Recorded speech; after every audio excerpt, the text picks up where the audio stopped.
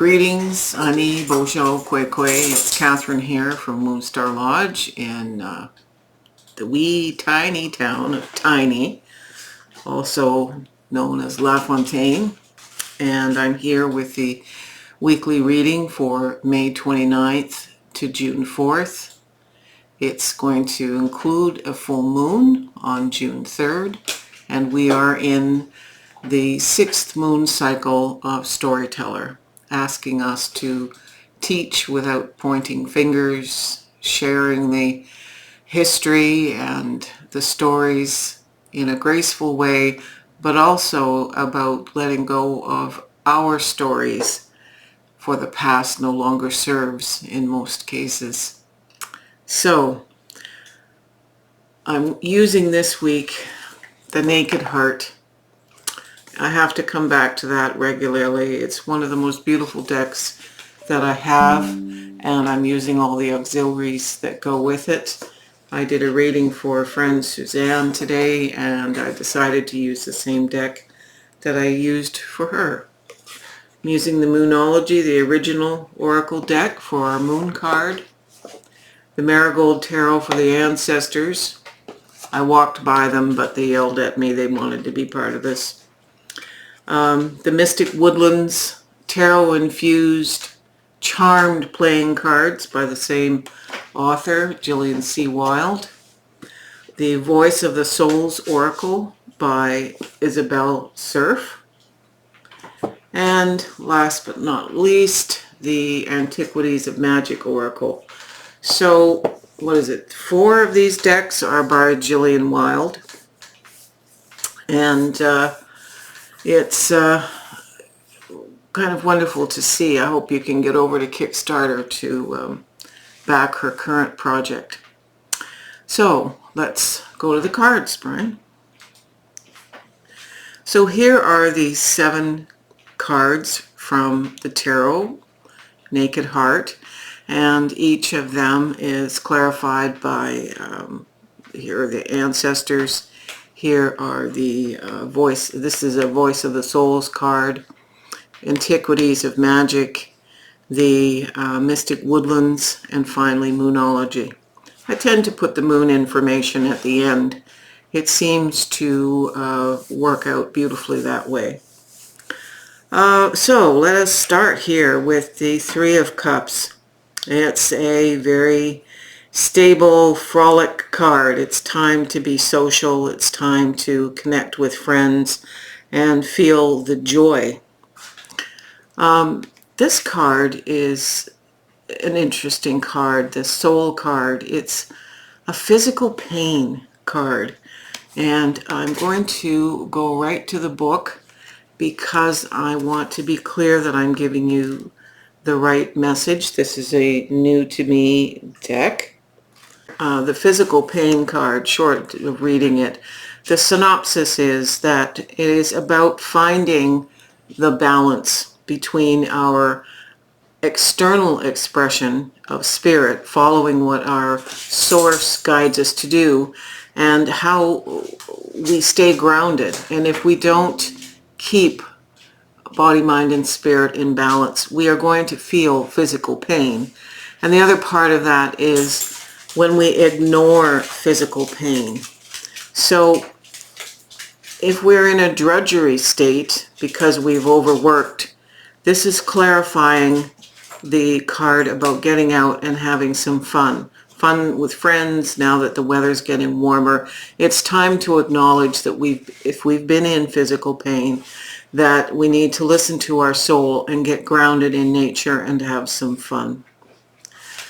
The following card is the 9 of Cups, and so this is a card of emotional plenty, feeling good. We are in an emotionally mature space. We have what we need: love, joy, family, and all that is. And what's truly weird, the ancestor card pulled was the 9 of Cups. So the ancestors are telling us very much to be grateful and joyful for all that we have, because they're supporting that and bringing us more. I had to go to Brian and actually get him to douse that this card was really supposed to go with this card, because sometimes it's very strange what comes up. You can't make this stuff up. The next card is the Seven of Cups. So all kinds of options. Some are illusory. We can't let our head get in the clouds here too far, like this giraffe. We have to look at all the options. It's clarified by house, which is a little different in this deck than, say, a Lenormand or other sources.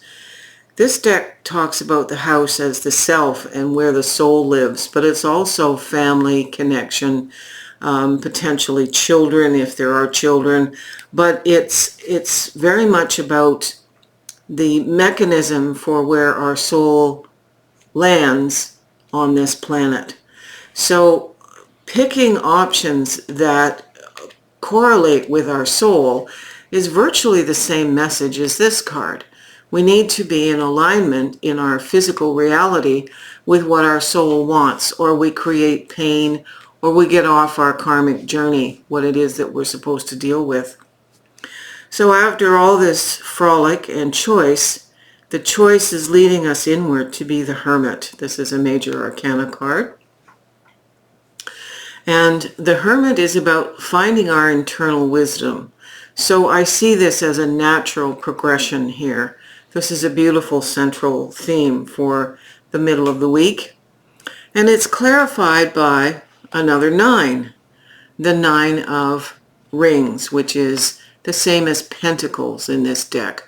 So it's acknowledging an ending to a cycle of